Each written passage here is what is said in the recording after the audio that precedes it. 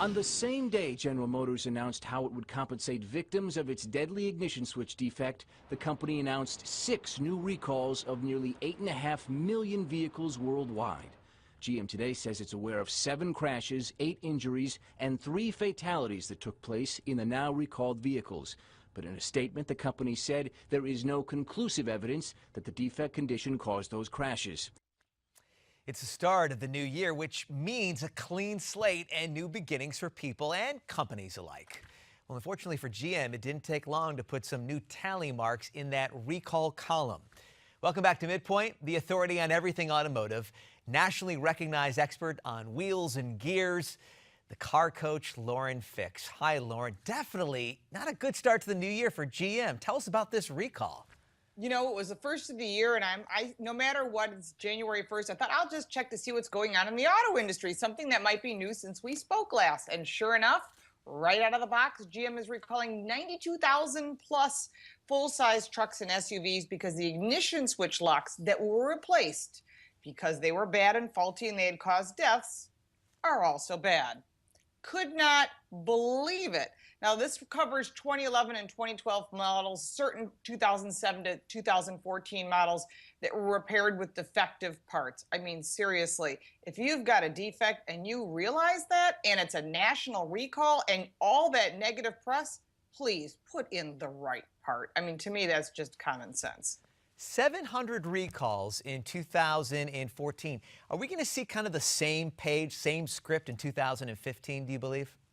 Well, I hope not. I think that everyone's running gun shy right now. I mean, we had Toyota with the unintended acceleration. We've had GM with the ignition switches. We've had Takata with the airbags.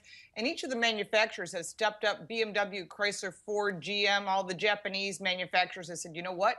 We're going to be proactive. We're going to take care of these airbag problems, get these people back on the road. Most people have had that are, we'll say, proactive, have taken care of that. Those that are dragging their feet, maybe aren't aware of it, are living under a rock, those people, we need to get their vehicles in as well. And I've even heard some crazy things with the new National Highway Traffic Safety Administration. The gentleman in charge has said, I'm going to make rules stricter, that if consumers don't get their cars fixed, we're not going to let them register their cars or drive them on the road. That, to me, is really absurd. Obviously, we want to get people to get their cars fixed, but to deny them the ability to drive their cars on the road is just more government overregulation. Yeah, it's a lot of work by the consumer to try to take advantage and really to heed to some of these recalls. So we'll see what happens in that issue.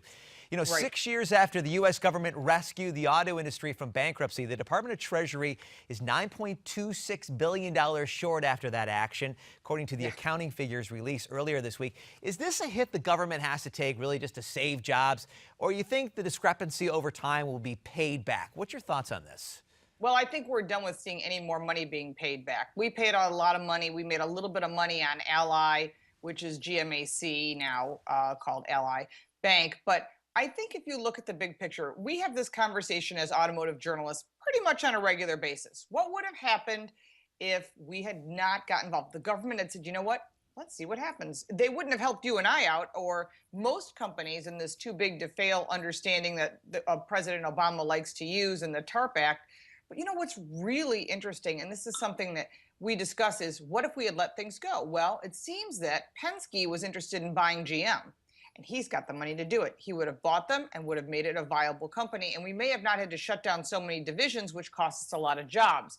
And it also hurt a lot of retirement accounts, including with the UAW. So I don't think that anyone worked out as happy with this final result. Ford luckily missed taking a bailout, and look what it's done for them. Their cars are doing great.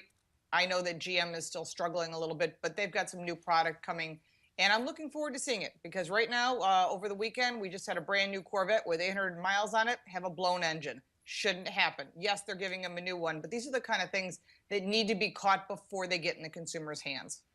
So $9 billion short ultimately, though. You think it was probably a good idea for the Obama bailout? You seem like you're mixed on it. No, I don't think you should have bailed it out. I think any company, this is what capitalism is all about. If your company has a problem, then you figure it out. You go to the banks. If the banks won't fund you money, then you need to lean out your expenses, cut back on your losses. And if they had done that from the beginning and not think, well, the answer is we'll just get the government to bail us out, which is the same thing happened to Chrysler multiple times. And then we gifted the company to the Italians. All right, which was great. So we lost totally there. Let's move forward because a big consumer electronics show every year in Las Vegas, something always really exciting, especially when we talk about innovation with cars. What's going to be the big thing to come out of that show in Las Vegas when it comes to the automotive industry?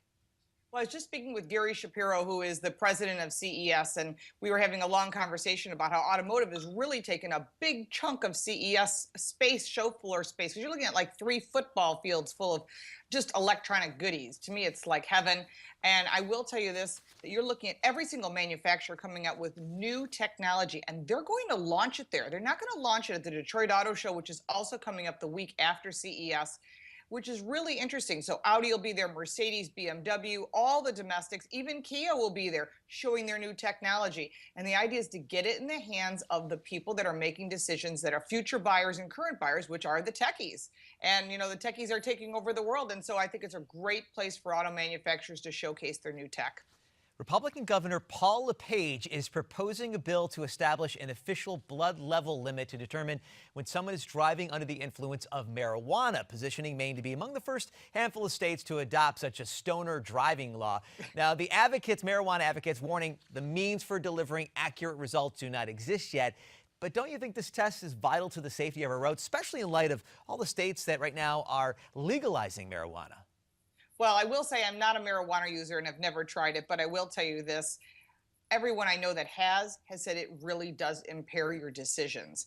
And maybe it's slow reaction because it obviously doesn't make you aggressive. It could slow you down. Therefore, you could make a mistake that could be deadly to not just you or other people on the road. It has a pretty much equivalent result of drinking and driving. Impaired is impaired.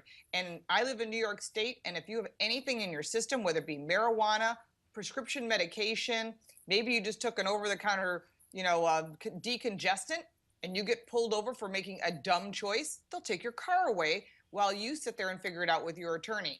And it's expensive. So I think there should be some sort of law, just like DWI. If you're impaired, and you're putting other people's lives at risk.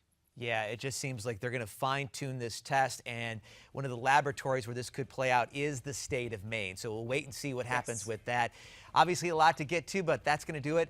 We appreciate Lauren Fix. I don't know if you're going to CES, but enjoy if you do. And we're all going to be checking out the results from that amazing conference in Las Vegas. And then after the break, all right, we're going to look forward to the reports on the Consumer Electronics Show. And when we come back, the flu epidemic that is sweeping across the country and already costing lives.